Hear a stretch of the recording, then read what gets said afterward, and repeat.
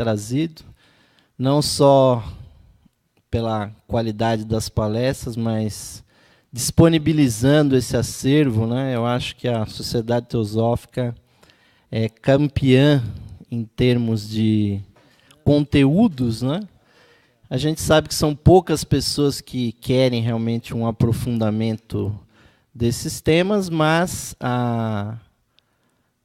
aqueles que nos assistem também pelo YouTube, é uma grata satisfação poder chegar, né, não só aos grandes centros, mas a todos os pontos do Brasil. Então, um abraço aos nossos também espectadores do YouTube. E hoje nós vamos finalizar com vocês, meus irmãos, essa temática da teosofia no Egito. E, primeiramente, eu gostaria de dizer para vocês que eu não venho aqui para ensinar para vocês essas coisas. Na verdade, um orador teosófico, ele vem para aprender.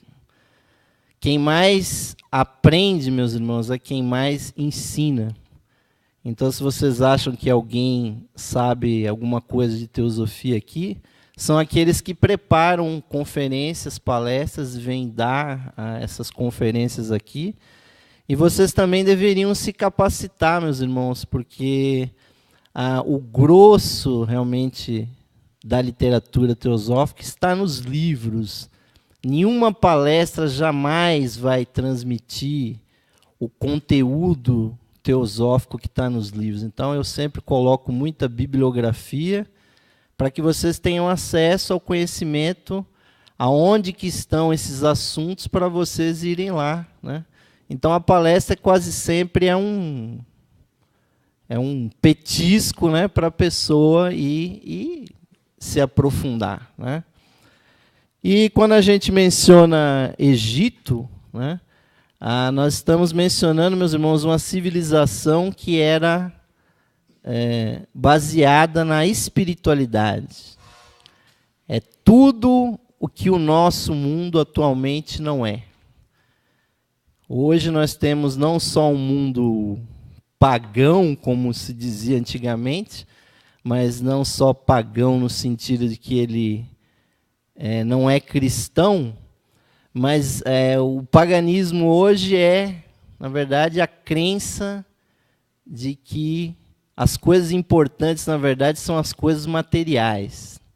As pessoas estão apegadas à matéria, estão apegadas às coisas, às pessoas. Isso não mudou nada nos últimos milhares de anos, o ser humano continua o mesmo. Um dos mestres, inclusive, chegou a dizer que o ser humano é o mesmo de hoje que ele era há 1 milhão de anos atrás. Ou seja, e a maior parte das pessoas leva a sua vida pelo egoísmo, pelo preconceito, e poucas realmente estariam abertas a um conhecimento novo. Mas esse momento, meus irmãos, que foi o Egito, que nós já falamos bastante coisa, não sei se você vai mudando aí para mim, ô Luciano. Eu preciso... Nós já falamos bastante coisa sobre o Egito, e obviamente que nós não vamos repetir, porque já foram conferências muito longas, né? Mas nós não poderíamos nunca começar esse assunto sem falar daqueles teosofistas, aqueles teósofos que tiveram grande influência do Egito, principalmente como Madame Blavatsky, que é essa potência, obviamente, do ocultismo, provavelmente a primeira pessoa do mundo que viajou pelo planeta e esteve em todas as sessões da Fraternidade Branca nesse planeta Terra. Alguns escritores, inclusive, mencionam que ela teria conhecido mais de 30 mestres de sabedoria, entre outros líderes religiosos e tudo mais, né? Então, as tentativas de Blavatsky de começar alguma coisa parecida com a Sociedade Teosófica, se deu exatamente no Egito.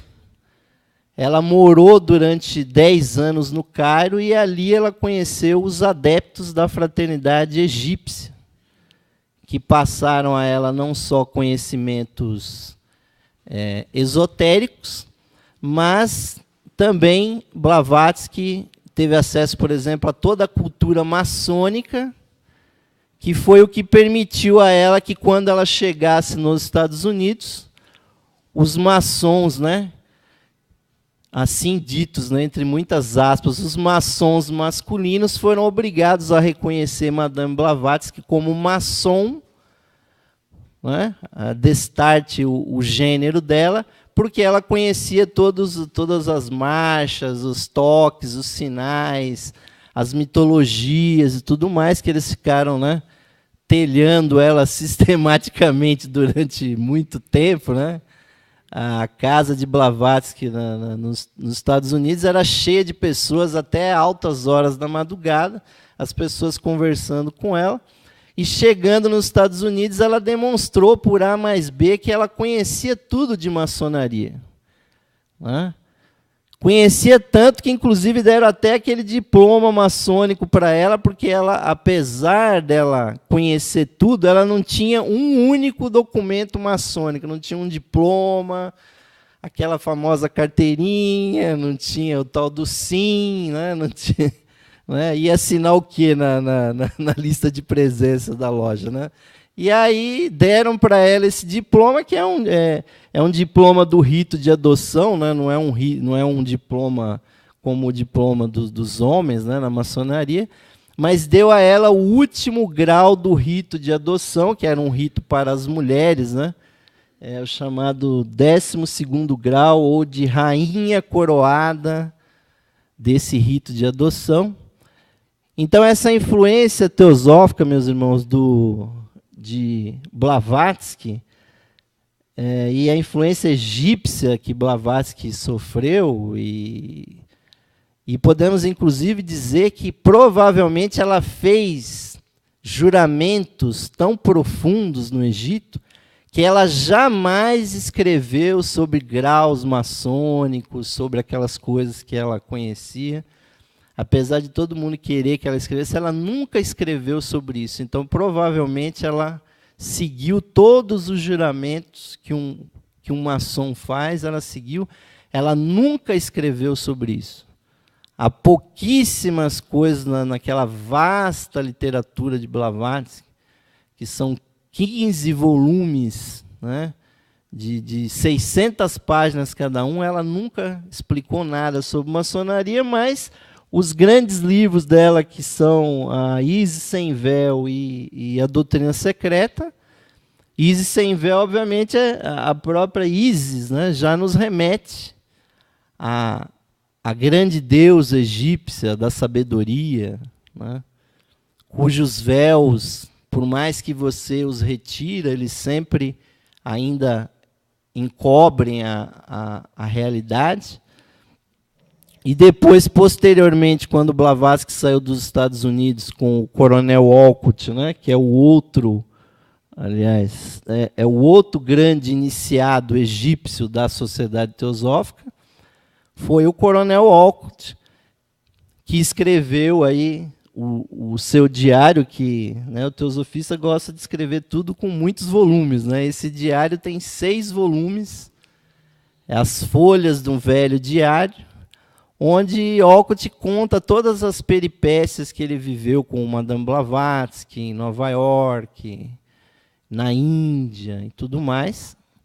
Inclusive, o planejamento inicial que ele teve com Madame Blavatsky é que a Sociedade Teosófica fosse uma entidade maçônica. É por isso que até hoje a Sociedade Teosófica mantém esse nome. Os grupos da Sociedade Teosófica são chamados lojas. O planejamento inicial deles era esse, só que, além daqueles graus tradicionais, a Sociedade Teosófica iria ter o conhecimento oriental. E esse plano só não foi para frente porque quando a Sociedade Teosófica foi estabelecida na Índia, a situação dos indianos de pobreza, que permanece muito até hoje, não permitia estabelecer aquela sociedade que exige que a pessoa compre aventais, compre joias, compre rituais, e pague taxas, e vá nos jantares, aquela coisa que a maçonaria faz, né? Que é um movimento muito caro, o movimento maçônico, né? Muitas pessoas acreditam que só rico entra na maçonaria, né? Mas, na verdade, realmente, se você não tiver dinheiro, não tem como você ser maçom, porque os apetrechos para você estar numa loja maçônica são apetrechos caros, né? Então, eles abortaram a ideia da Sociedade Teosófica ser uma maçonaria, porque realmente a situação na Índia era muito precária, e também a situação financeira foi muito importante, porque depois de 3 anos de Nova York, né, o coronel Olcott escreve aí nesse diário, a Sociedade Teosófica se resumiu à Santíssima Trindade, que era ele, a Blavatsky e a mesa. Eram as 3 coisas que ficaram na Sociedade Teosófica. O dinheiro acabou, aqueles maçons que estavam com eles obtiveram o que eles queriam, né? Os conhecimentos que Madame Blavatsky passava, então o dinheiro acabou. O primeiro tesoureiro da Sociedade Teosófica se demitiu, porque durante uns 2 anos ele pagou todas as despesas do bolso dele, então era aquele tesoureiro teosofista, né? Ele punha do bolso dele, aí depois dos 2 anos e pouco, ele falou, para mim deu, porque não dá, né? Só eu que estou pondo dinheiro aqui. E aí, Madame Blavatsky e Olcott partiram para o plano B, né? Que era ir para encontrar com os marajás da Índia. Vocês imaginem a situação, né? O dinheiro acabou. Eu falei, onde que está o dinheiro? O dinheiro está lá na Índia com os marajás. Na Índia, a cada 50 quilômetros era um marajá diferente, cujas jazidas de ouro, de joias e tudo mais, eles eram conhecidíssimos por isso, né? Só o trono do Shah Jahan, que fez o Taj Mahal, hoje, se fosse estimado hoje em dia, se valeria mais de 2 bilhões de dólares de joias. Quer dizer, eles eram riquíssimos, e esse encontro de Olcott e Madame Blavatsky na Índia com esses marajás rendeu a doação da sede da Sociedade Teosófica, que está lá na cidade de Adyar, né? Hoje Chennai, né? No sul da Índia. E aquelas ideias egípcias de Blavatsky ficaram um pouco de lado, né? O ritual que eles iam fazer e tudo mais. Mas a influência permaneceu, né? Então, nós podemos passar, meus irmãos, para essa palestra de hoje, vamos focalizar mais em alguma literatura mais recente. São as literaturas que vieram através desse grande teósofo que foi Geoffrey Hodgson, né, que faleceu agora na década de 80, do final do século passado, que durante toda a sua vida teve contatos também com vários adeptos, vários mestres, né? Inclusive tendo ido visitá-los pessoalmente, que é ao contrário do que as pessoas imaginam. Os mestres da Sociedade Teosófica não são espíritos que ficam flutuando no plano astral, e aí você acende uma luz violeta e recita um mantra 1.500 vezes e você está se comunicando com ele. Não, os mestres da Sociedade Teosófica são pessoas, são seres humanos vivos, encarnados, e que são pessoas com as quais você pode encontrar se eles assim o quiserem. Foi o caso de Geoffrey Hodgson, que entrou para a Sociedade Teosófica após a Primeira Guerra Mundial, porque ele esteve na Primeira Guerra Mundial, e quando ele assistiu uma palestra da doutora Annie Besant, ele que já tinha uma certa clarividência assim, destreinada, que ele disse que era uma clarividência destreinada, que abria e fechava quando bem queria. Quando ele viu a senhora Annie Besant falando, ele disse que ele viu só uma bola de luz da aura de Annie Besant, foi se expandindo e foi indo até no meio da plateia e englobou ele. Ele disse que não lembra mais nada da palestra, o que ela disse, porque a clarividência dele abriu e ele, então, entendeu o que se sabe no mundo oculto, que Annie Besant era um arhat, ou seja, um iniciado da 4ª iniciação da Fraternidade Branca. E esse tamanho da aura não é por acaso.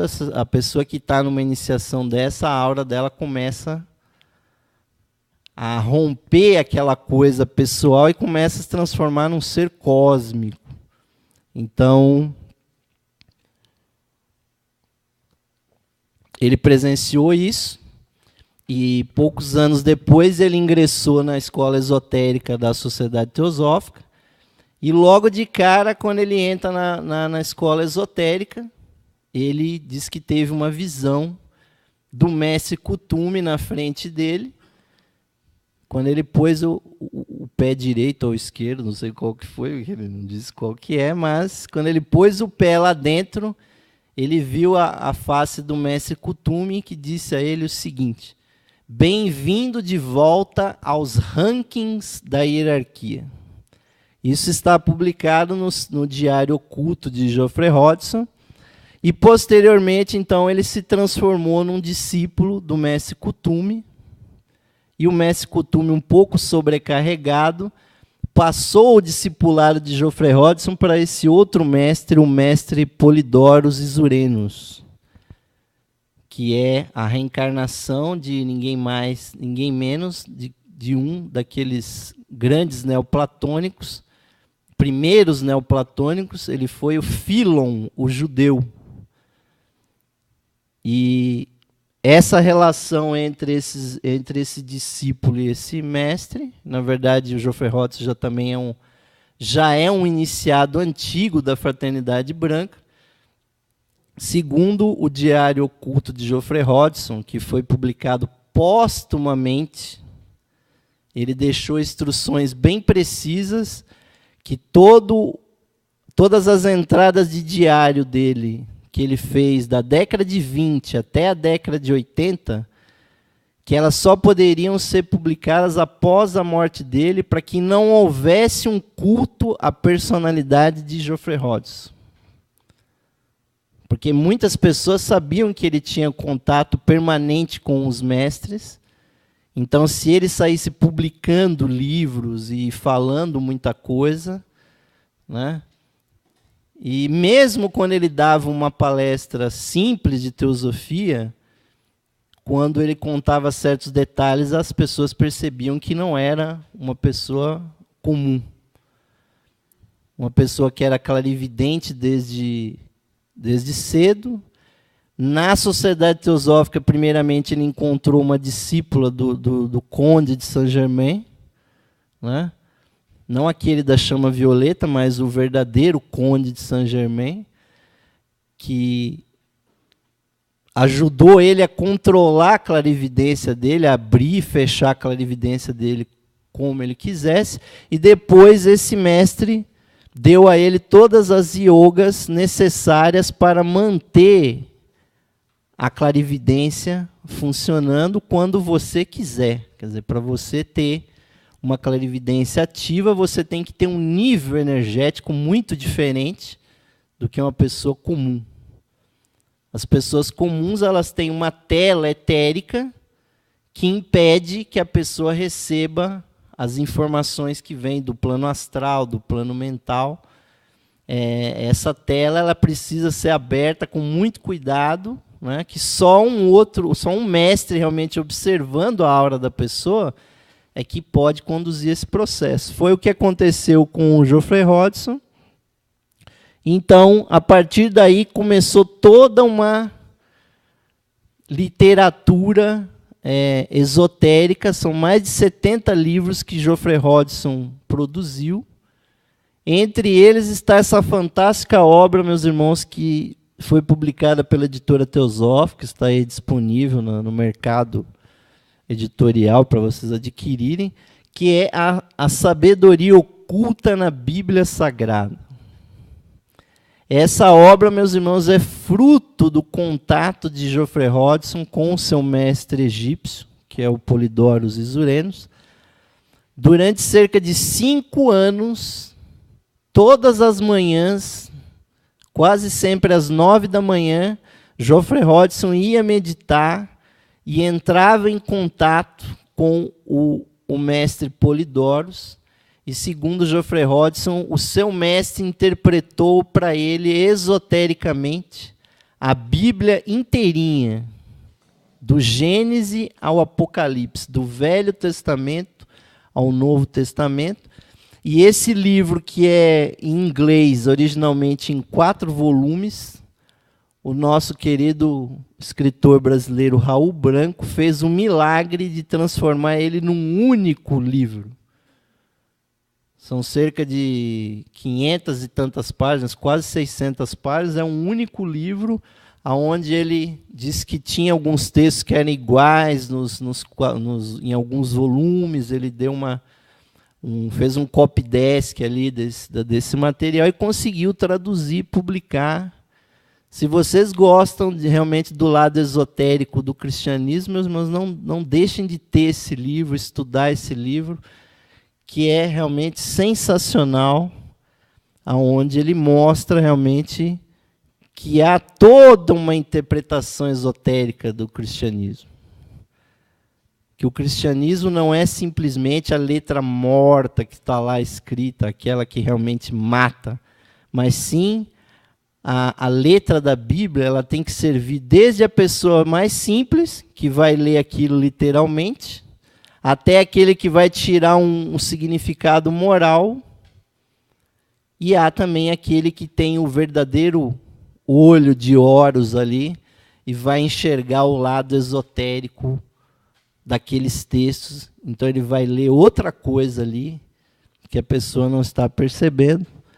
É um outro assunto que merece o nosso estudo. E está publicado também em português o Diário Oculto do Geoffrey Hodgson, A Luz do Santuário, que, como eu disse, são entradas de diário do Geoffrey Hodgson, da década de 20 até a década de 80, os contatos que ele teve com a Fraternidade Branca. E eu acredito, inclusive, que estão aí os contatos que lhe foram permitidos publicar. Porque, obviamente, estão faltando coisas ali, por exemplo, as experiências de iniciação própria do Geoffrey Hodgson, ele não colocou aí. Porque o verdadeiro ocultista, ele não quer ele ser o primeiro no holofote. Ele não quer que ele seja a evidência do texto, mas sim interpretações e pensamentos interessantes.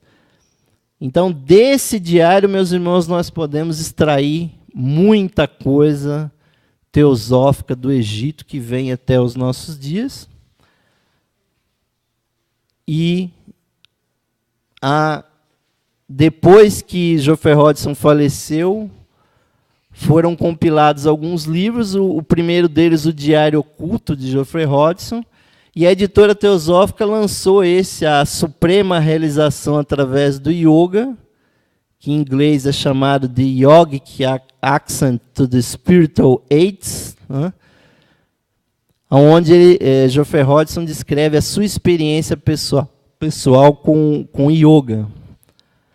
Mas, para o nosso tema de Egito, teosofia no Egito, nos interessa muito não só o Diário Oculto, a Luz do Santuário, mas principalmente aquele ali, esse outro livro, que é uma outra compilação da esposa de Geoffrey Hodgson, a Sandra Hodgson, nesse livro The Illuminations of the Mystery Tradition, que não foi traduzido ainda ao português. Temos que pedir ao Raul Branco que faça essa tradução, né? É uma pena que ele tem muitos termos maçônicos que fica difícil a tradução para quem não é maçom, né? Mas quem é maçom consegue surfar muito bem nesse livro, e ele traz assim coisas fantásticas, né? Que eu vou colocar algumas coisas para vocês hoje aqui, né? E a primeira das coisas que nesse livro, Illuminations of the Mystery Tradition, que quer dizer esclarecimentos sobre a tradição de mistério, ele diz que, por exemplo, a pedra de Roseta, que foi descoberta em 196 a.C., na cidade de Mênfis, né? Foi essa pedra, essa estela, que permitiu que se interpretasse os textos hieróglifos, porque ela está escrita justamente em 3 línguas, né? Então, os 3 parágrafos diferentes da pedra de Roseta, vocês podem ver que são 3 escritas diferentes, né? A parte superior está em egípcio antigo, a parte do meio está em demótico, que é um egípcio tardio, e o inferior está no grego antigo. Isso permitiu, obviamente, que, né, do grego, que é uma coisa muito mais recente, fosse feita uma tradução de alguns hieróglifos. Mas aí esse trabalho até hoje vem continuando. Mas o que é interessante é que Geoffrey Hodgson diz que os Mahatmas egípcios que ainda estão lá no Egito conduziram os pesquisadores arqueológicos à descoberta de pedras como essa. Que não, na arqueologia tem muito assim que eles chamam da cavada da sorte. Que o cara fala, vamos, né? Vamos cavacar aqui, vamos fazer uma escavação aqui. O tamanho do Egito é praticamente uma coisa de sorte ou azar achar uma coisa interessante, né? E então, segundo o livro do Geoffrey Hodgson, há uma certa influência nos Mahatmas que isso acontecesse. E também esse papiro aqui, chamado papiro Ebers, né? Que é um tratado médico antigo do Egito, né? Datado de 1550 a.C. E esse papiro está atualmente em exposição na biblioteca da Universidade de Leipzig, né? E foi batizado ao monge, em nome do monge alemão Georg Ebers, que os adquiriu em 1873. Esse papiro é muito interessante porque ele tem 700 fórmulas mágicas. Esse é o tal que o pessoal fala nos filmes. Achei um livro aqui com fórmulas mágicas. Esse realmente tem 700 fórmulas mágicas, remédios populares, além de uma descrição precisa do sistema circulatório, né? Então, eles tinham grande compreensão do corpo humano, da sua fisiologia, anatomia e tudo mais. E isso está descrito aqui, segundo Geoffrey Hodgson, também coisas descobertas com a inspiração dos Mahatmas sobre aqueles pesquisadores. E Geoffrey Hodgson fez muitas pesquisas que não foram publicadas até hoje, como, por exemplo, ele fez pesquisas na Europa, nos sítios onde se diz que foi enterrado, por exemplo, Shakespeare. Ele diz que Shakespeare não está enterrado no local onde se indica, e que há peças que são atribuídas a Shakespeare que não foram descobertas até hoje. Ainda serão descobertas novas peças, porque, na verdade, o Shakespeare virou um pseudônimo para um grande instrutor, que é o próprio Conde de Saint-Germain. O Conde, na verdade, tem um dedinho ali, porque apesar de acharem que o Shakespeare era um um produtor ali de peças popularescas, né? Mas quem lê o Shakespeare, né, pode ler em traduzido ou pode ler no inglês e ver que aquilo ali tem um conteúdo simbólico que ultrapassa um pouco, né, uma ópera bufa, uma peça de teatro popular. É muito mais profundo, né? Tanto é que essas peças são representadas até hoje. E o Geoffrey Hodgson pesquisou certas coisas naqueles sítios. Inclusive, ele descobriu um livro que pertenceu ao Conde de Saint-Germain. E quando ele pegou esse livro, a gente sabe que todo objeto que vai na mão de um mestre, de um Mahatma, fica altamente magnetizado. Fica altamente... se transforma quase que num talismã. Ele menciona, inclusive, que esses museus que existem pelo mundo, né? Não os do Brasil, que de vez em quando pegam fogo, né? Que eu já até mostrei, você não estava aqui, não sei se você viu, né? Essa do Museu Nacional aí do Rio, várias múmias lá de estimação da família real foram incineradas, né? Tiveram o seu último suspiro no universo lá no Rio de Janeiro, naquele descaso. Mas os museus como o Museu Britânico, como o Louvre e outros que tais, têm objetos que foram magnetizados pelos Mahatmas. E o fato, meus irmãos, é que as pessoas ficam um pouco abaladas quando elas veem esses objetos. E não é uma experiência normal, não é uma experiência comum. Geoffrey Hodgson foi convidado a ir ao Egito encontrar com esse Mahatma, o Polidorus, e chegando lá ele foi conduzido a locais secretos, né? E entre esses locais havia um deles onde havia muitos papiros em branco. E o Geoffrey Hodgson perguntou para o mestre, mas o que quer dizer esses papiros em branco? Ele falou assim, mas você não é clarividente? Então, faz uma leitura aí que você vai ver. Eram papiros que ficavam nos templos das iniciações expostos, simplesmente para captar o astral, a caixa daquele local. Então, todas aquelas iniciações, né, muito parecidas com as iniciações maçônicas de hoje em dia, estão lá registradas naqueles papiros. São as atas, as verdadeiras atas maçônicas aí que são tão caras a muitos, né? Essa é a ata, né? A ata akáshica, né?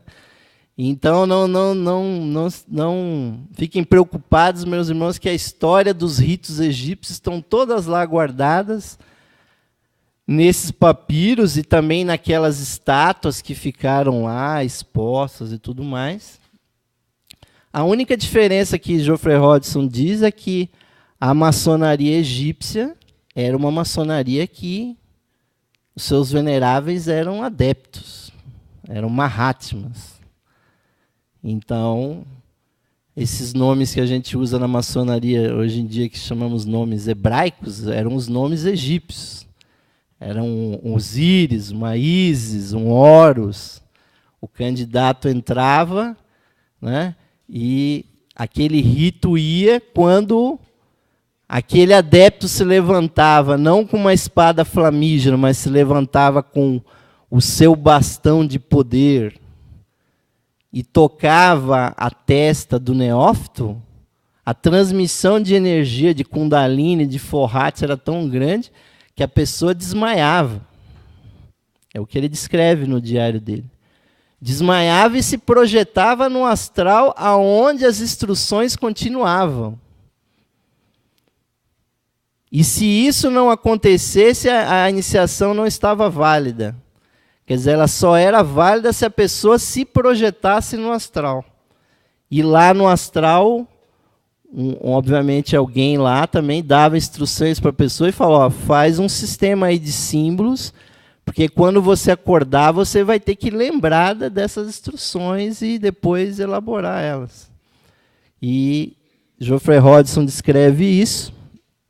Mas essas coisas terríveis do Egito, né? A mumificação tinha um sentido esotérico muito profundo, meus irmãos. Porque a teosofia nos explica que quando o ser humano falece, alguns átomos são transmitidos até a próxima encarnação. São os chamados átomos permanentes. Então, você mumificar corpos, né, que, aliás, se tornou uma coisa muito popular no Egito, visava exatamente isso, que os átomos etéricos, principalmente, né, quando a pessoa reencarnasse, ela poderia recuperar ainda um pouco através das múmias. Um outro método é através de joias, né? Por exemplo, na Sociedade Teosófica existe lá em Adyar guardado isso eu poderia ter posto aí, mas não me lembrei. A joia do grau 18 de Cagliostro. Está guardado num banco na Índia, em nome da Sociedade Teosófica, porque a própria Madame Blavatsky afirmou que na encarnação passada ela foi o conde Cagliostro. E é muito estranho que essa joia esteja, é uma joia estranhíssima, ela tem várias pedras quadradas colocadas na forma de uma cruz, né? São várias esmeraldas, várias ametistas. Então isso é uma maneira da pessoa relembrar da sua vida passada quando aquela joia volta. Provavelmente essa joia tenha voltado para Madame Blavatsky. Está aí no banco. Isso quem nos disse foi o Pedro Oliveira, que foi brasileiro, secretário internacional da Sociedade Teosófica, que essa joia está guardada num banco na Índia em nome da Sociedade Teosófica. Eu já dei palestra, eu já mostrei essa joia. Ela é muito bonita, ela tem uma estrela de 5 pontas no meio e ela é circundada por ametistas e por esmeraldas verdes. Essa joia deve valer alguns milhões de dólares, não só pela antiguidade, mas pelas joias em si que ela contém, né? Sim, sim. Não que a gente deva estimular isso, né? Que a pessoa fique guardando coisas para...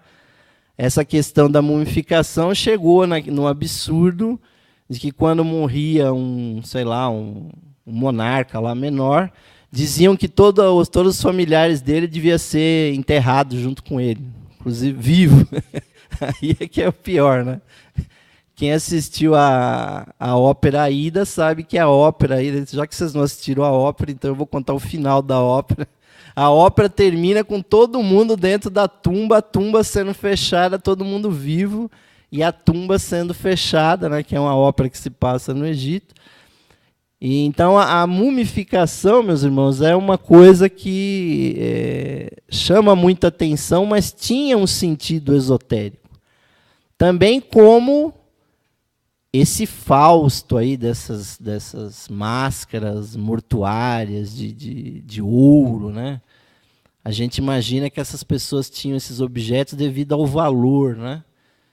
Por exemplo, quando os espanhóis chegaram aqui nas Américas e viram que os indígenas aqui, os povos daqui, davam menos valor ao ouro do que à prata, eles não entenderam muito bem. Porque eles conheciam que esses elementos, como o ouro, como a prata, eles estão ligados magneticamente a certos planetas, a certas coisas do universo. Então, esse era o valor do ouro. O ouro está ligado ao Sol. Se você injetar ouro líquido na pessoa, ele gira no teu corpo e para no seu coração.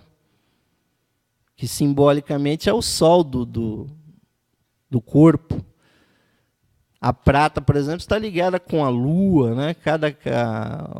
O ferro está ligado com Marte, cada elemento químico está ligado a um planeta e tudo mais. Os egípcios conheciam isso, e, obviamente, para representar um faraó morto, mas não só um faraó, mas um iniciado, muitos desses faraós, como foi Tutancâmon, eram altos iniciados da Fraternidade Branca.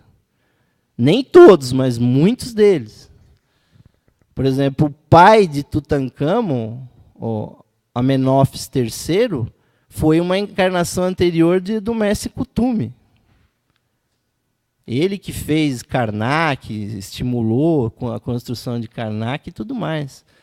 São iniciados realmente muito profundos, e então nós não devemos estimar essas joias pelo valor monetário que elas tinham, mas sim o valor simbólico. Quer dizer, a pessoa que está sendo enterrada com aquela quantidade de ouro.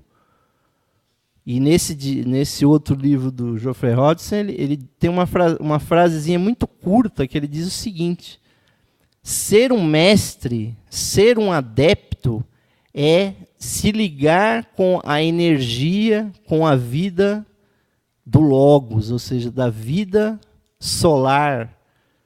O verdadeiro iniciado é aquele que compreende que Deus é um sol oculto por trás do sol.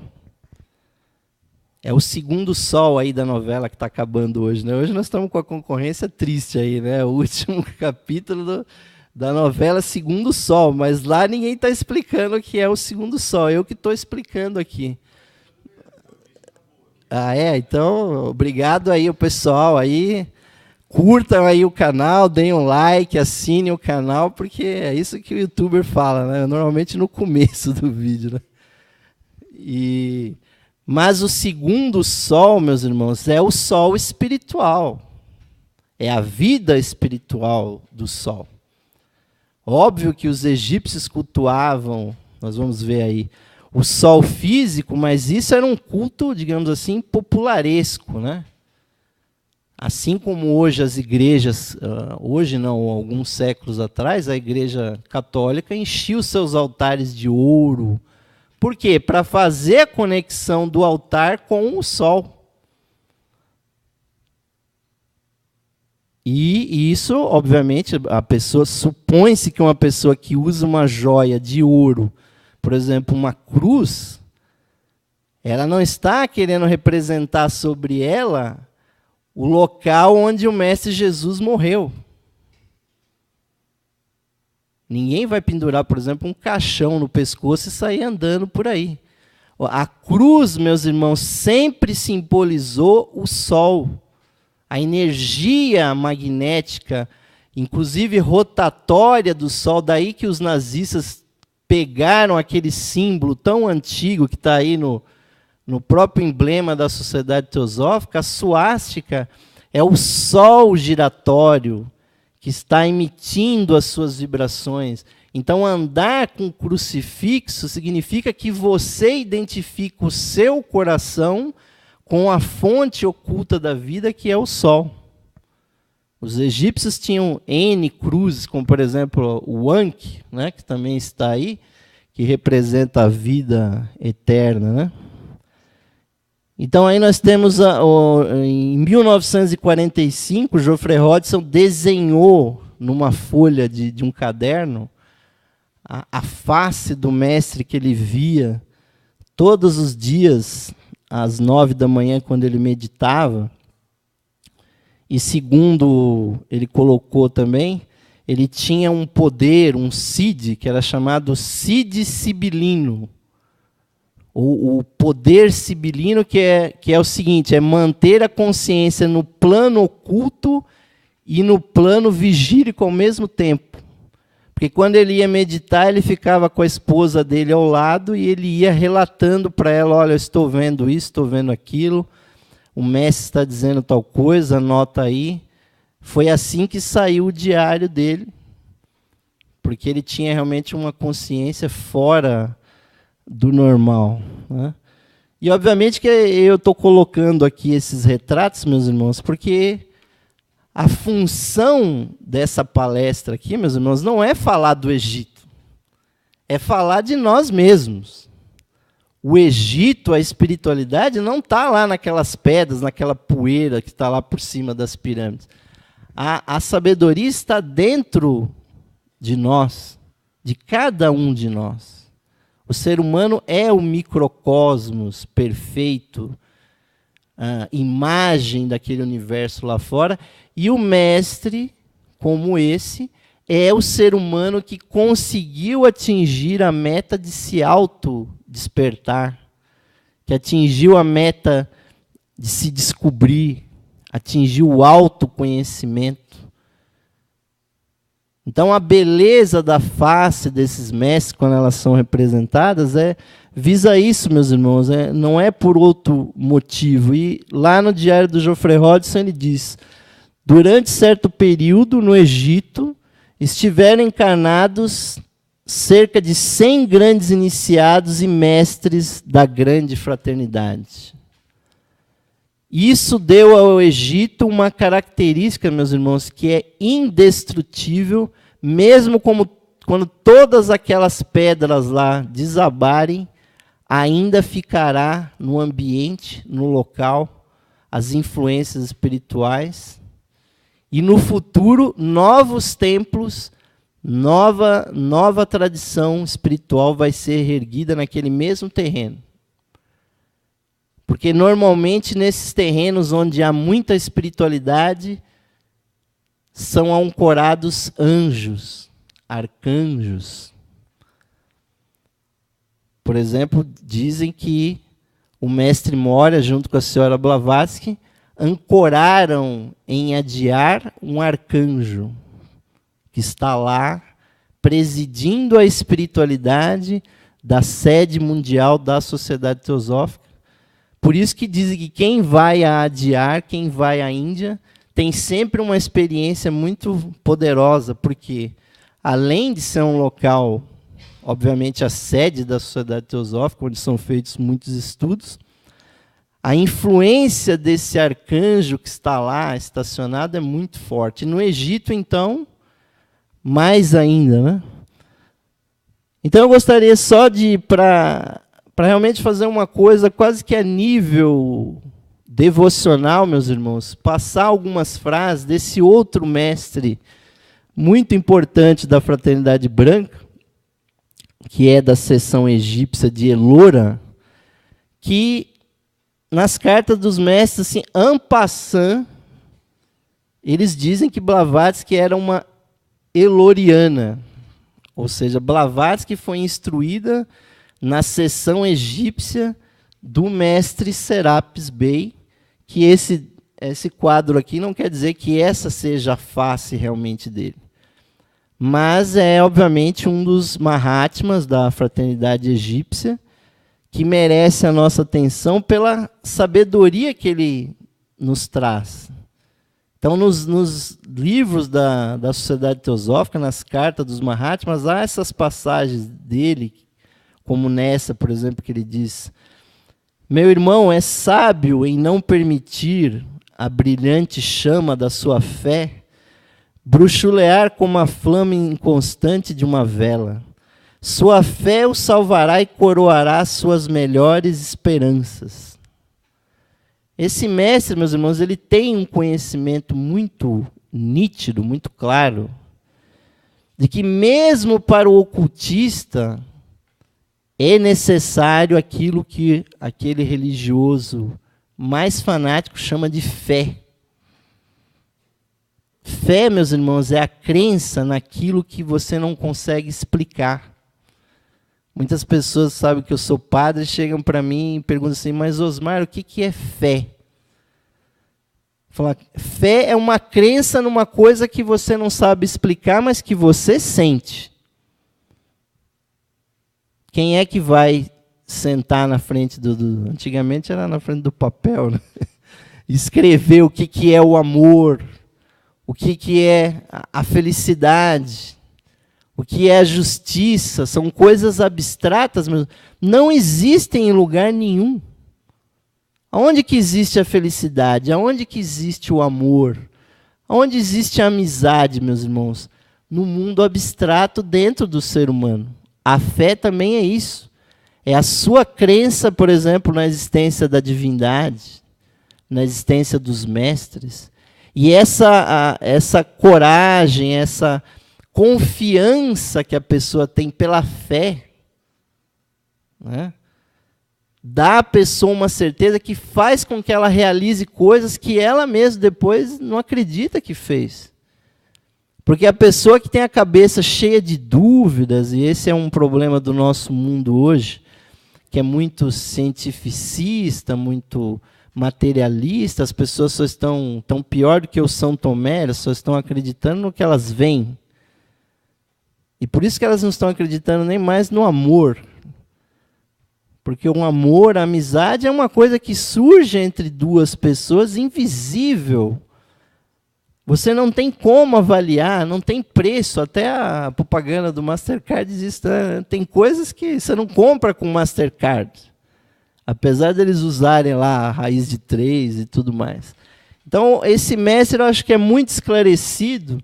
E ele diz também, a pureza do amor terreno purifica e prepara para a realização do amor divino.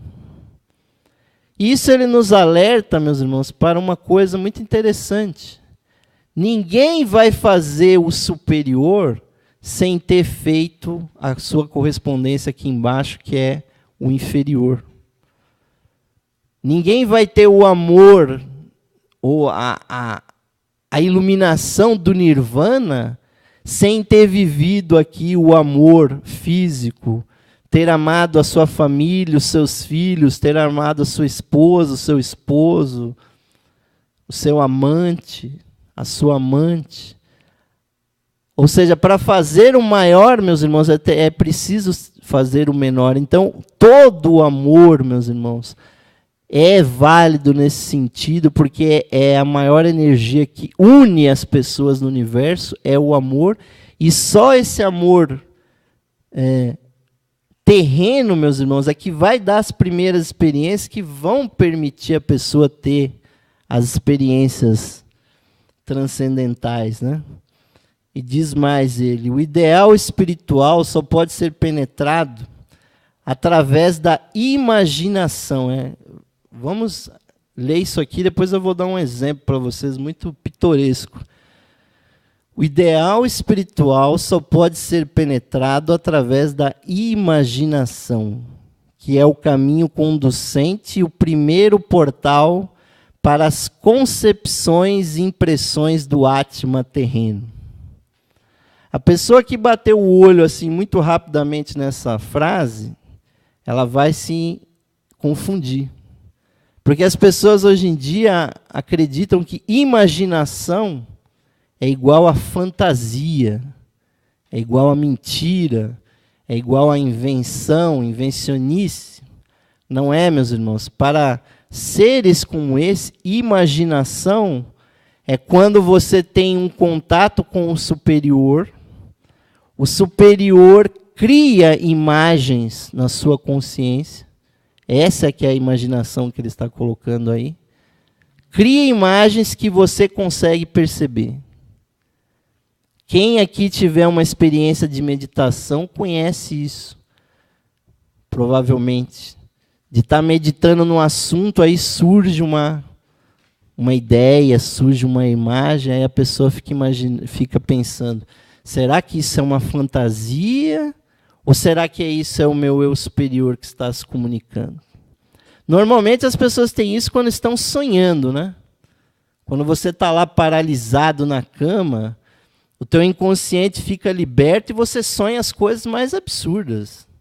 Você sonha que está num outro país, que você tem outro sexo, que você está matando alguém, ou que alguém está te matando, ou que você está muito alegre, ou que você está muito triste, que você ganhou na loteria e quando você abre o olho, você pô, mas que chato, né? Era só um sonho.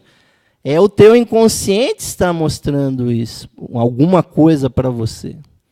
Grandes terapeutas, psicólogos como Freud, como Jung, anotaram milhares e milhares de sonhos, os seus símbolos, e provavelmente a maior descoberta do século passado, meus irmãos, é que eles provaram por essa pesquisa, inclusive estatística, de que o inconsciente humano existe. A alma, que tanto a religião falou no passado, existe. E ela tem um nível pessoal e tem um nível coletivo. Você tem símbolos pessoais dentro do seu inconsciente, mas há também símbolos coletivos que penetram no seu inconsciente pessoal, que fazem coisas muito estranhas, por exemplo, de inventores descobrirem as mesmas coisas ao mesmo tempo, porque aparentemente um está pesquisando e joga aquilo para o inconsciente coletivo e o outro, lá no outro país, capta, inventam as mesmas coisas ao mesmo tempo. Há pessoas que chamam isso até de plágio, né? Mas o fato, meus irmãos, é que existe um vaso comunicante das consciências.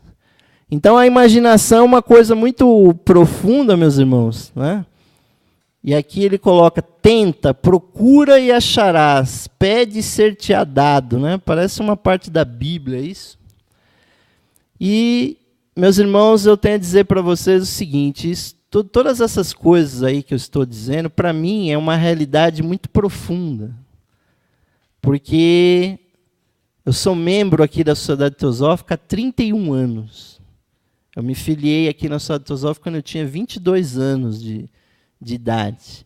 E eu pude vivenciar, através de, não só aqui da Sociedade Teosófica, mas das suas organizações internas, uma série de coisas que me provam por A mais B que esse ocultismo que existe na Sociedade Teosófica, ele é muito real, ele é muito válido.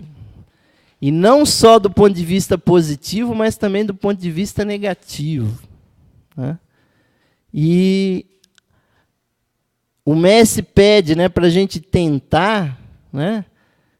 E quem procura os mestres acaba encontrando, porque é através desse inconsciente que você faz ligações com os mestres. As coisas que acontecem aqui na matéria, elas começam lá no mundo espiritual primeiro. É lá no mundo espiritual que você encontra o mestre primeiro. E depois ele aparece para você aqui embaixo. Se não aparecer um mestre, aparece um discípulo, aparece um estudante, aparece um livro. Quem se permite entra numa livraria e o teu eu superior te conduz. Numa livraria com 100 mil livros, ele te conduz até o livro que você precisa ler. Como aconteceu muitas vezes comigo, né? Com certeza, né? Se a gente fizer um... Muitas pessoas dirão que é acaso, né?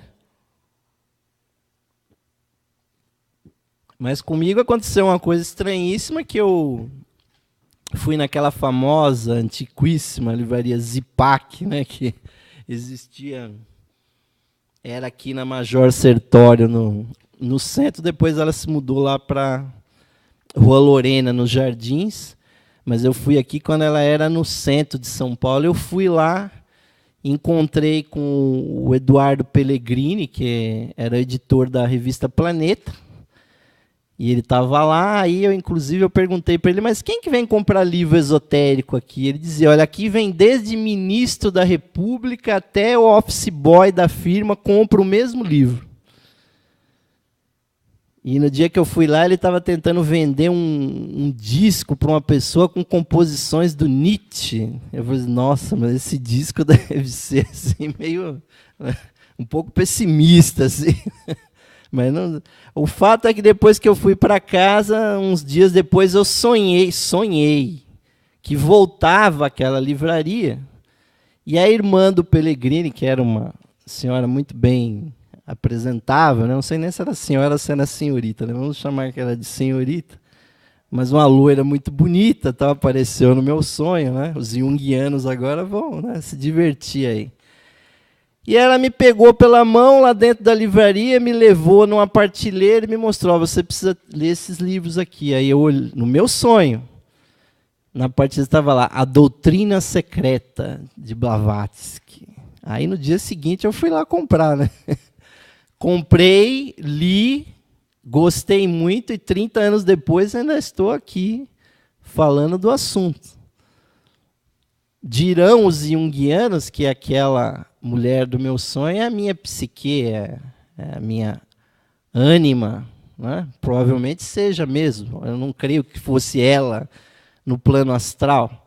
Mas o fato é que o meu inconsciente me guiou lá, assim, meus irmãos, como me guiou, né, em coisas muito profundas, né? Ele diz aqui: meu irmão, compreenda que os germens, uma vez semeados, devem ser entregues a si próprios e à natureza. Qualquer mão demasiado impaciente que neles interfira, diariamente tentando ajudar seu crescimento, puxando-os para cima e não os deixando quietos, é mais que provável que os leve a fenecer, secar e morrer para sempre. E isso é uma coisa que eu aprendi na prática, meus irmãos. Nós, os teosofistas, estão aqui para semear, e nós temos que ter a paciência que aqueles germes se desenvolvam nas pessoas. Nós não podemos ficar exigindo que as pessoas se desenvolvam nessa ou naquela direção, porque não é correto. O verdadeiro semeador, ele sabe o tempo de plantar e o tempo de colher, o tempo de esperar essa colheita crescer. E para mim, meus irmãos, essa frase resume a verdadeira filosofia dos Mahatmas, né? Nenhum de nós vive para si próprio. Todos vivemos para a humanidade. O verdadeiro discípulo, o verdadeiro mestre, o verdadeiro guru, não vive para si, não pede nada para si, mas vive para os seus discípulos, vive para a humanidade. E o ideal espiritual só pode ser penetrado, é a mesma frase que eu coloquei, né? Então nós, meus irmãos, através da nossa imaginação, podemos ir fundo se vocês se dedicarem a aquilo que é chamado a meditação.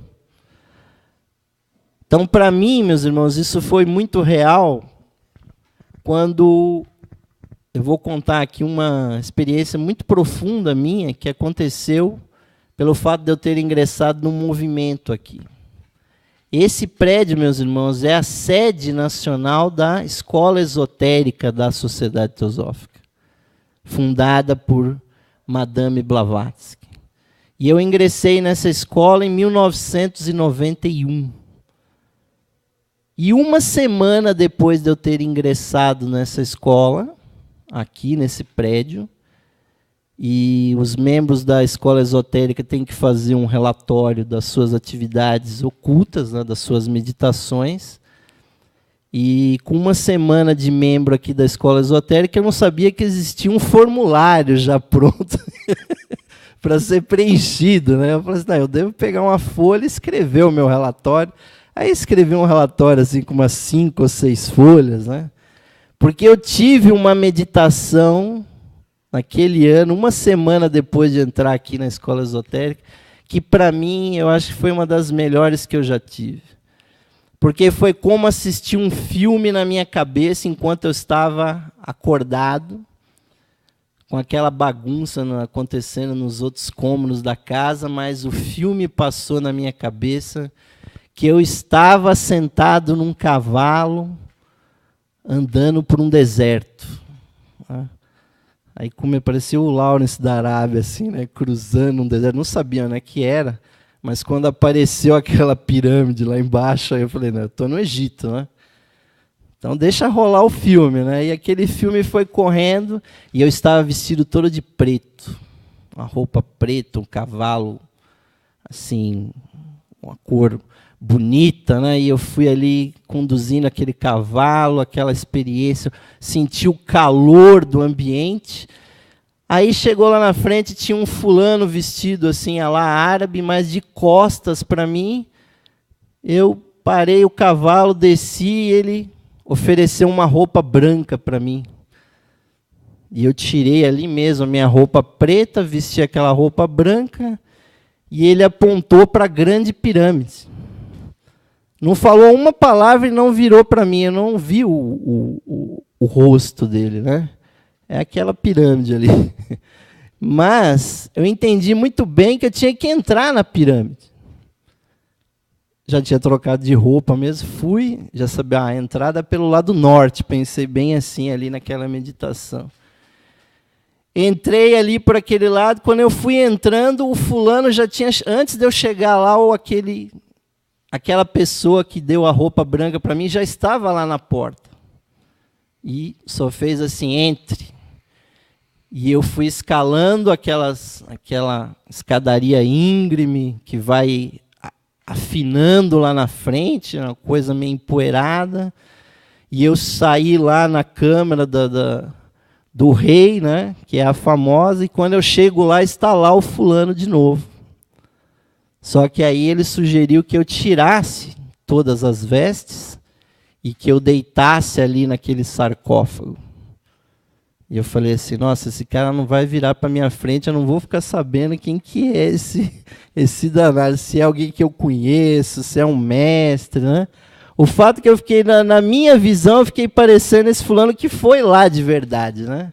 Eu não fui lá no Egito de verdade, mas na minha meditação, eu fui lá com todos os detalhes, eu deitei lá, nu, e senti como se estivesse meditando num lugar muito especial, e tive assim, uma espécie de uma projeção astral, e eu vi assim, 2 quadros muito nítidos. Um era esse quadro da Madame Blavatsky, e um outro era um quadro do Krishnamurti. Até hoje não entendi essa dupla, o que quer dizer no meu inconsciente, mas o fato é que passou um tempo e aquilo se apagou, e aí, não sei por que cargas d'água abriram uma passagem lá na frente, eu não sei se eu passei pelo astral, como é que foi, e eu saí e era de dia, e havia lá um cortejo lá embaixo de egípcios, e eu acordei daquela meditação com o sol na minha cara, assim.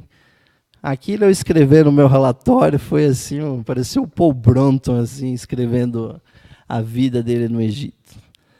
Então, para mim, meus irmãos, isso foi muito significativo, porque provavelmente aquela entrada na escola esotérica ativou tanto o meu inconsciente, que aquela imaginação correu solta.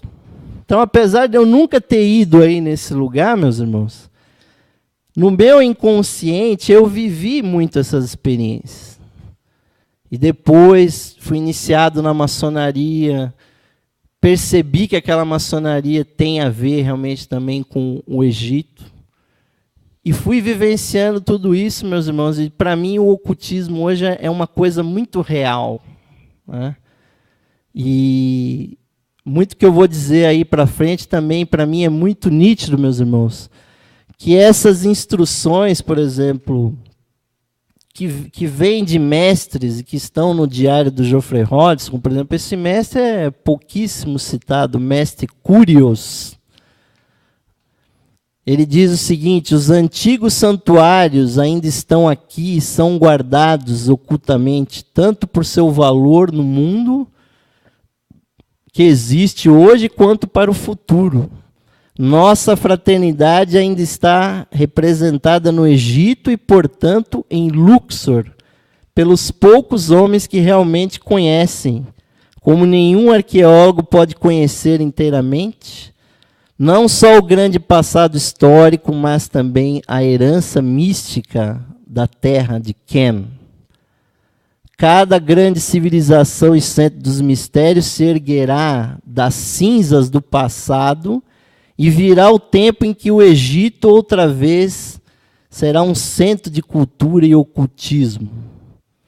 Lembre-se que os monumentos se desfazem, mas o Akasha não muda, e suas vidas estão indelevelmente gravadas nas esplêndidas cenas ali registradas há muito tempo. E a mãe Nilo, no sentido místico, é a mãe para vocês dois, né? Ele estava se referindo a 2 pessoas. Pois ela representa a vida e a possibilidade de vida, tanto física quanto espiritual. Ou seja, em outras passagens do Diário do Geoffrey Hodgson é dito isso também. Os mestres querem o retorno do Egito. E quando isso ressoou através de Blavatsky, de Olcott, muitos ficaram sabendo e correram para organizar aí instituições chamadas egípcias, né? Nós temos que estar atento aí, porque nem toda organização que se diz ligada com o Egito é. Essa organização aqui, a Sociedade Teosófica, eu sei por A mais B que ela é ligada com o Egito. Pelos Mahatmas que instruíram Blavatsky, Olcott, agora Geoffrey Hodgson, Leadbeater e outros, nós temos uma sucessão de pessoas que se ligaram com o Egito. E ele vai ressurgir, obviamente, que de uma forma diferente. Então, aqui uma passagem que Geoffrey Hodgson, vejam bem, 1976, não é 1876, é 1976, o mestre Moria se comunicou com Geoffrey Hodgson e disse o seguinte: grande número de almas, algumas reencarnando das escolas de mistério do passado, estão vindo ao mundo e à sociedade teosófica nesse período, que são bem menos estudantes doutrinários e expoentes de teosofia do que idealistas e devotos ascendendo ao longo do caminho místico. Esses não devem ser deixados sem uma base ou centro do qual suas aspirações possam ser realizadas. E vejam bem, o ano 1976 é sintomático. Ah, senão, então você está vindo aí na hora certa. Porque nos últimos 25 anos de cada século, os Mahatmas fazem um esforço para que os brancos selvagens, né, terríveis que somos nós, nos espiritualizemos. Os bárbaros, né? Selvagem é um termo mais que a gente usa para outras culturas, né? Para o oriental, nós somos bárbaros, nós somos selvagens. A gente aqui não conhece esse preconceito. A gente pode ter preconceito com muitos povos de lá, mas eles também têm com relação a gente, porque eles sabem que a nossa atitude é muito materialista.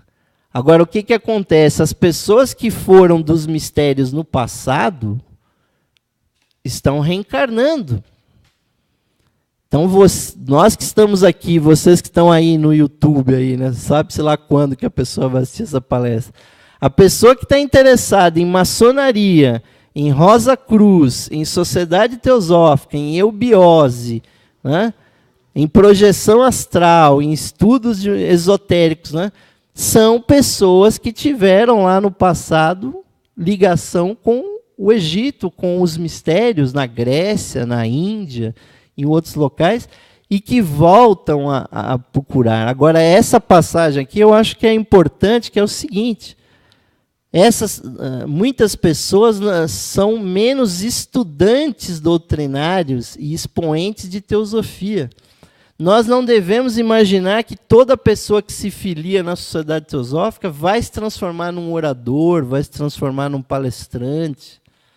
Não, a pessoa pode vir aqui para beber dessa fonte, estudar a literatura, contribuir financeiramente para a sociedade teosófica, mas não devemos exigir que as pessoas sejam expoentes de teosofia. A sociedade teosófica tem um pensamento meio esquisito, que a gente tem aquela história, nós gostamos mais da qualidade do que da quantidade, né? O que é bom é a qualidade. Bobagem, e se você não tiver quantidade, como é que vai ter qualidade? A Sociedade Teosófica no Brasil já chegou a ter 1.500 membros, hoje está pela metade, está com 700 membros. Se for assim, ela tende até a desaparecer. Não pode isso, meus irmãos. Os Mahatmas não querem isso, porque eles querem trabalhar com quem? Com as almas das pessoas. Se a pessoa não estiver na maçonaria, na Rosa Cruz, não estiver na eubiose, não estiver em outros caminhos que tem por aí, eles não vão poder influenciar essas pessoas. A pessoa não vai retomar as iniciações, né? Temos que lembrar disso. E aqui uma coisa muito importante. A diferença, aí já é o mestre Polidoros falando com o Geoffrey Hodgson. A diferença de hoje, dos dias de antigamente, de antanho, é que atualmente o ser corpóreo dos candidatos não está ciente de sua posição como egos, ou seja, como almas, enquanto nos tempos antigos eles eram informados a esse respeito. Em última análise, todos os testes devem ser passados pelo candidato em plena consciência de vigília física. Então, há uma diferença entre hoje e no Egito. A diferença é que eles tinham lá Mahatmas, instrutores, que através, por exemplo, da regressão de memória, através da clarividência, explicavam para a pessoa o seguinte: ó, já em outras vidas, você fez isso, isso, aquilo, outro, agora você pode ter tais e tais opções. E a pessoa, hoje em dia, está aqui sem ter recurso para descobrir como.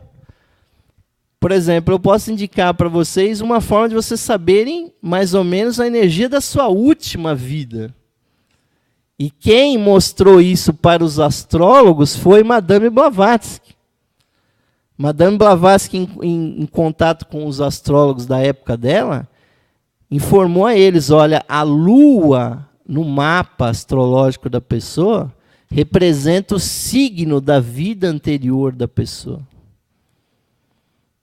Então, entrem lá no astro.com, você que já está aí na internet aí assistindo o vídeo, façam o seu mapa astrológico lá e verifiquem qual é o signo onde está a sua lua. Vocês vão descobrir a energia da sua vida anterior, comparem com a atual, vocês vão ver ali um certo percurso. E, obviamente, que sem essa ajuda de um mestre, sem a ajuda de uma pessoa que faça a regressão de vidas passadas com vocês têm que ter muito autoconhecimento, perceberem onde vocês estão, que país que vocês nasceram, a situação, se é favorável, desfavorável.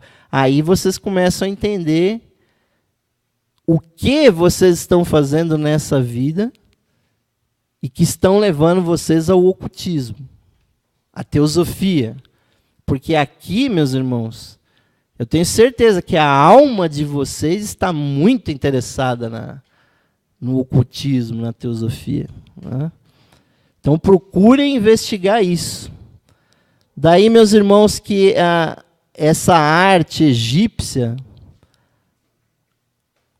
o mestre egípcio de Geoffrey Hodgson indicou o seguinte: os grandes mestres que estavam no Egito chamavam os artistas, os pintores, os escultores, e diziam para eles o seguinte: vamos pintar as coisas sagradas, meus irmãos. Vamos meditar juntos. Diz que os mestres sentavam com os artistas, falando: vamos meditar no Logos, em Ra, como eles chamavam. Qual é a forma que representa Ra? Qual é o animal que representa? Vamos pintar isso, vamos trazer essas pinturas para o povo, para que eles se inspirem, né?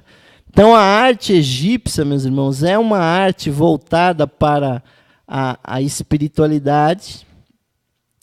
E para finalizar essa palestra, meus irmãos, nós vamos analisar exatamente uma obra de arte que está aqui explicada no livro Esclarecimentos sobre a Tradição de Mistérios, que é uma figura da criação, né? A deusa Nut, segurando a barca de Ra, né? Nós vamos ver em detalhes aí na sequência, né? Que é o seguinte: vocês podem ver, tem uma deusa aqui embaixo, segurando, não segurando, na verdade ela está o segurando sem pôr a mão, quer dizer, Geoffrey Hodgson interpreta que isso é um processo energético, né? A barca de Ra, aqui dentro algumas deusas, né? Alguns soldados aqui, duas deusas que seriam Néftis e Ísis. Aqui Keper ou Kepera, né? Com o seu bolo de lama, o bolo de estrume também, né? Como alguns interpretam, né? E lá em cima também uma outra deusa.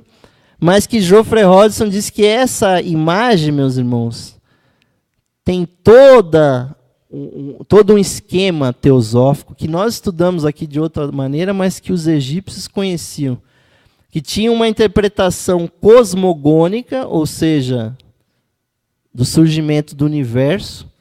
Para eles, para a interpretação do mestre Geoffrey Hodgson, essa parte aqui representa o Logos, ou seja, o segundo sol da novela que está acabando hoje aí, que ninguém entendeu o nome da novela até agora. É o sol oculto, o sol espiritual, o Logos, o verbo. E aqui você teria o sol físico, a estrela, o sol. E o Keper, ou o Kepera, o escaravelho, ele representa a energia do sol que desce até essa região da barca. Segundo o Geoffrey Hodgson, toda vez que aparece uma barca naquelas figuras egípcias, representa o espaço delimitado para a existência do universo, que é o sistema solar.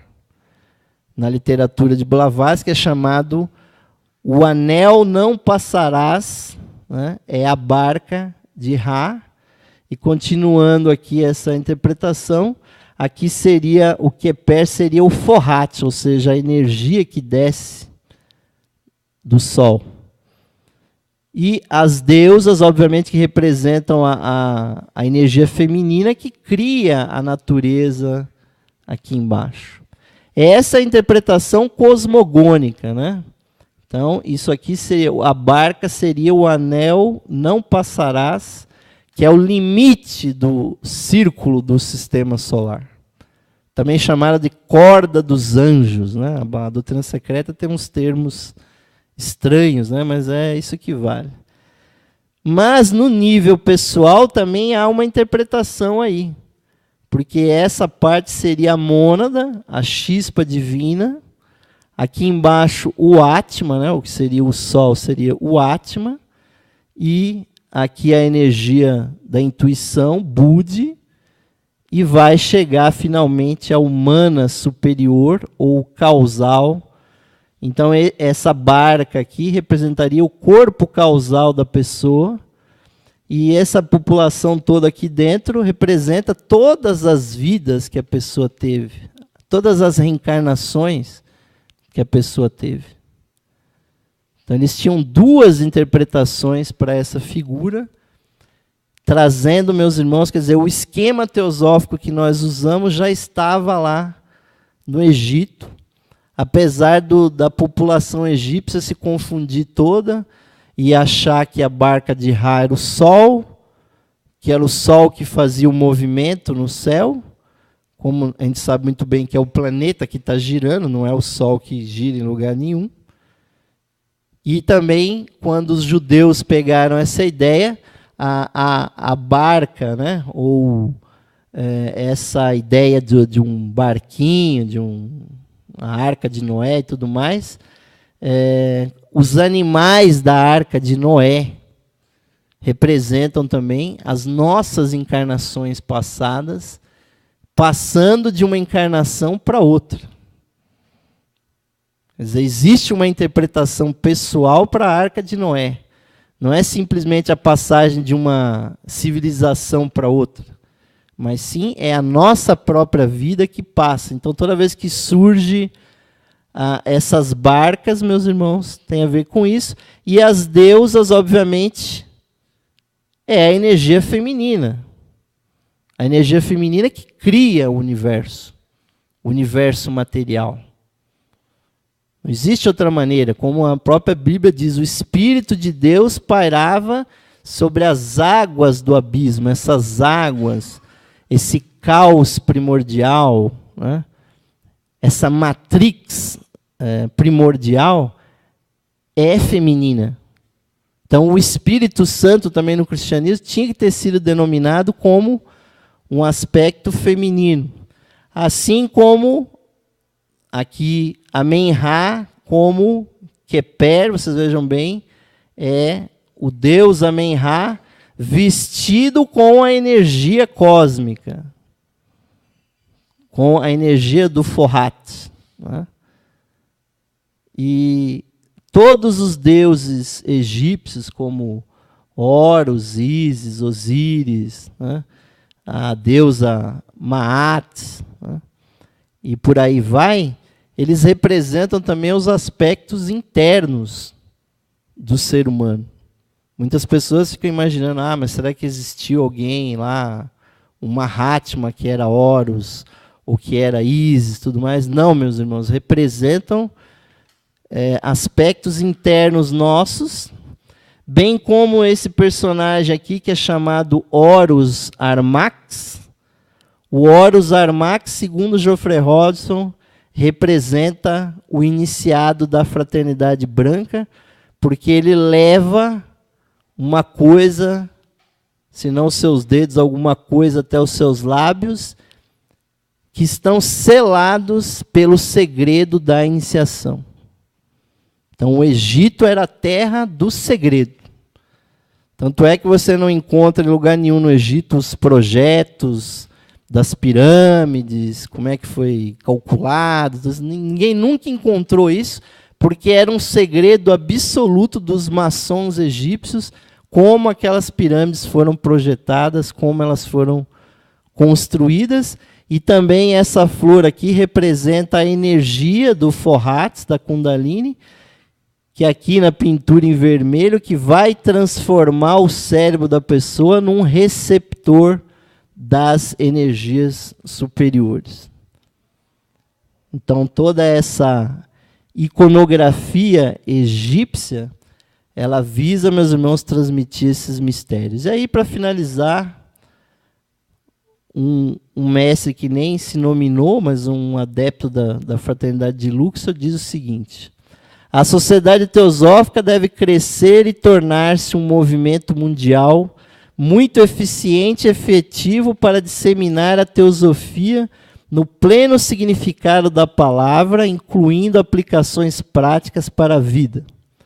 Num certo sentido, ainda que seja desesperadamente trágico, a decadente situação mundial oferece à sociedade teosófica sua maior oportunidade, pois todas as pessoas não estão perguntando qual é a solução, ou seja, naquela onda lá de 1975 até 2000, houve uma oportunidade para a sociedade teosófica se expandir e atender mais amplamente as pessoas do mundo. E temos ainda outras coisas aqui, né? Da fraternidade de Luxor. É verdade, como você estava dizendo, que nós estamos engajados no planejamento preliminar e na preparação das fundações para o retorno dos mistérios. A ordem da maçonaria mista é um passo muito vital nessa direção. Daí o valor do seu livro, que é sobre o signo do esquadro e do compasso, do Geoffrey Hodgson, e de outros escritos semelhantes. A vida precisa ser reforçada por meio da maçonaria mista, mesmo que a perfeição na realização do ritual seja aceita como um ideal, mas não o único. Portanto, em suas palestras de estudo e livros resultantes sobre maçonaria mista, enfatize seu ideal bem apresentado de Kavana. Kavana significa, ou Kavaná, a intenção de realizar um comando ou preceito divino, uma palavra mágica, repetindo seu significado integral. Na verdade, o que é necessário agora, na ordem da maçonaria mista, é um movimento interior, dedicado ao estudo e à expansão de consciência para a realização do ideal sempre essencial de unidade expresso como serviço e bondade amorosa. Isso, meus irmãos, tem uma importância muito grande, porque os Mahatmas, eles usam todas as religiões, todos os movimentos esotéricos, para trazer sabedoria para o mundo, e no caso da maçonaria, mais ainda porque são mistérios que ainda eram performados no Egito que até hoje existem. Existem anjos ordenados desde aquela época do Egito, que estão na maçonaria hoje, e a Sociedade Teosófica tem uma tradição de maçonaria mista, ou seja, com homens e mulheres trabalhando ao mesmo tempo, porque no Egito era assim. A pessoa ia com a sua esposa no templo e fazia o trabalho ritualístico, inclusive de 2 em 2, homem e mulher, para equilibrar as energias. Então, a maçonaria masculina tem que dar o passo que a Sociedade Teosófica já deu, de incluir as mulheres na maçonaria, porque assim eram nos verdadeiros mistérios antigos, e porque também estarão incluindo a outra metade do público consumidor, inclusive aquele público que consome mais. Ou seja, a maçonaria tende a crescer muito mais, mas tem que crescer no sentido positivo, porque o mestre enfatiza aqui o ideal de kavana, ou kavaná. Eu gosto de falar kavana porque a gente é portuguesa, né? Porque é realizar o ritual sabendo o que o ritual significa. Você não pode praticar um ritual sem ter pelo menos alguma ideia do que ele representa cosmologicamente, teosoficamente. E quando você diz uma palavra no ritual maçônico, Rosa Cruz, da eubiose, qualquer lugar, meus irmãos, a palavra tem que ser dita com força, com significado. Porque a palavra tem poder. A palavra gera modificações no inconsciente da pessoa. Dá até sono ali, o rapaz já está até já pedindo, pelo amor de Deus, termina essa palestra, né? Então eu vou parar por aqui, meus irmãos, para abrir um espacinho para vocês fazerem algumas perguntas. E agradeço muitíssimo, uma vez mais, esse convite da Loja Liberdade para falarmos de assuntos que nem sempre são falados, essa teosofia no Egito, e recomendar muitíssimo que vocês procurem essas literaturas do Geoffrey Hodgson, porque ali é que está o grosso da coisa, meus irmãos. E a Sociedade Teosófica está sempre aberta para vocês se tornarem membros, e há aqui dentro caminhos para vocês irem fundo nos mistérios. Muito obrigado, meus irmãos.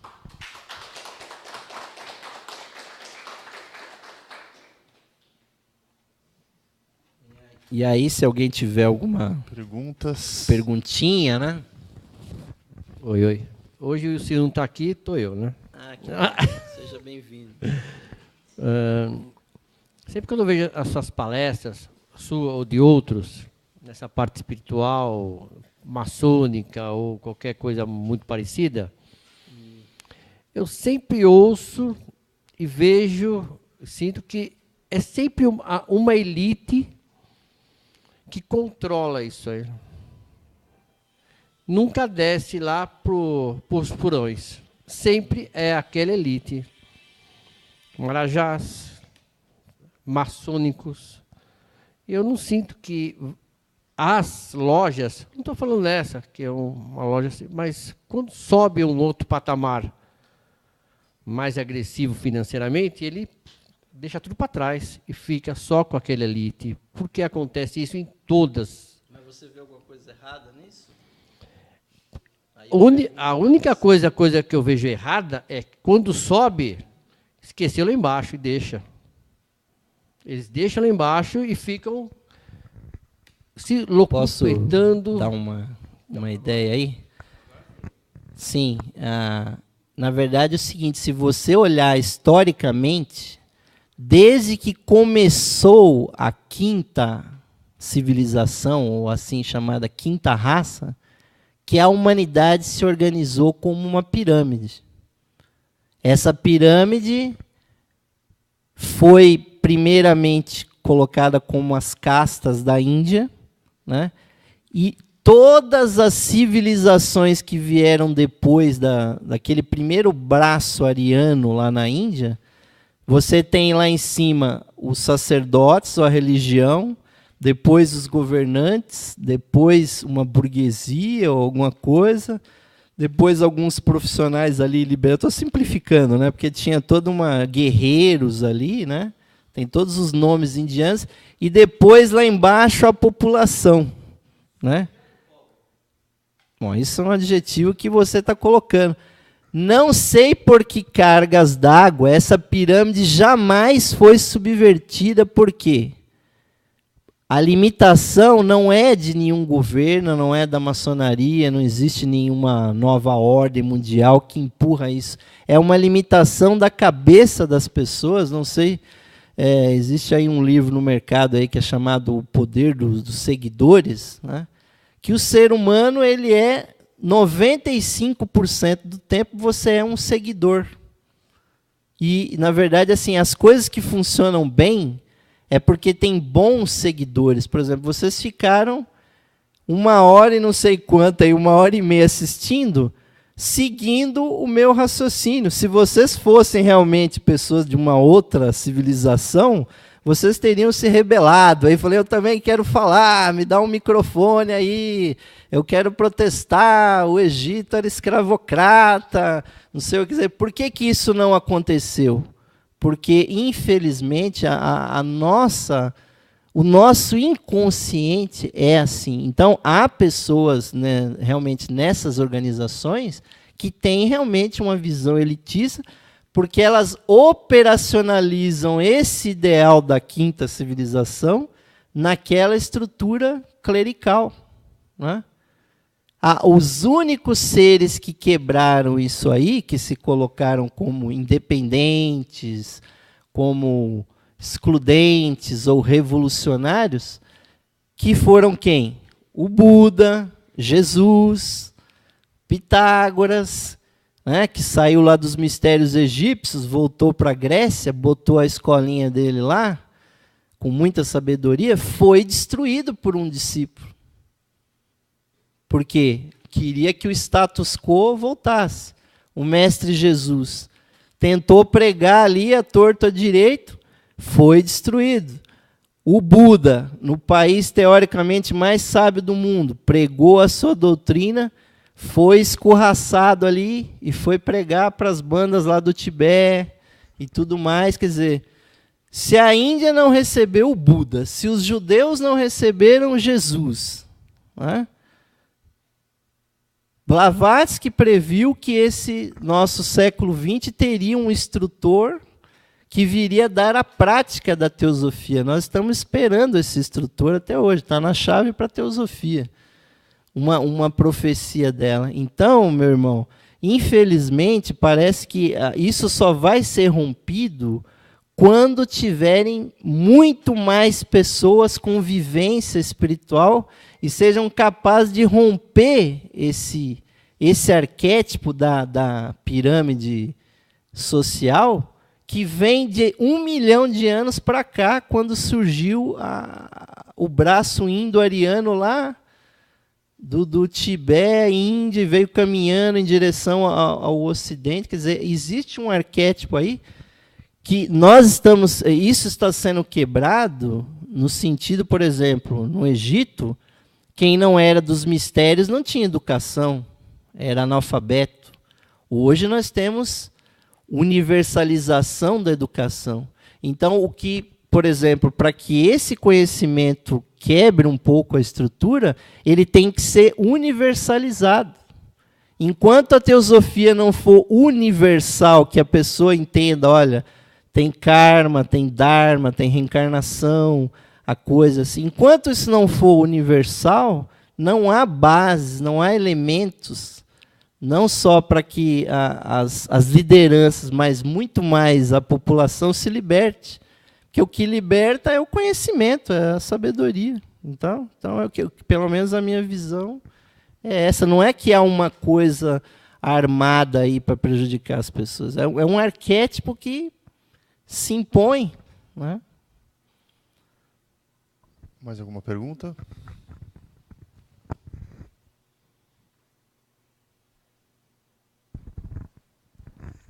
Boa noite. Só pegando a questão que ele colocou e o que o senhor está colocando aí, Quando o senhor fala que é um arquétipo que a gente não se impõe, como explicar isso se dentro das próprias lideranças, né, tanto em várias religiões, como ele está falando sobre a questão da elitização desse conhecimento, como explicar isso que os próprios dirigentes eles não conseguem, não sei qual seria a palavra, mas ele não consegue quebrar isso nele para não perder talvez o poder ou alguma coisa semelhante? Isso acontece assim, por esse sentido, por exemplo, quando você tem uma fila de ônibus, né? E o primeiro da fila dá um passo para um lado, os de trás acompanham. Por que isso?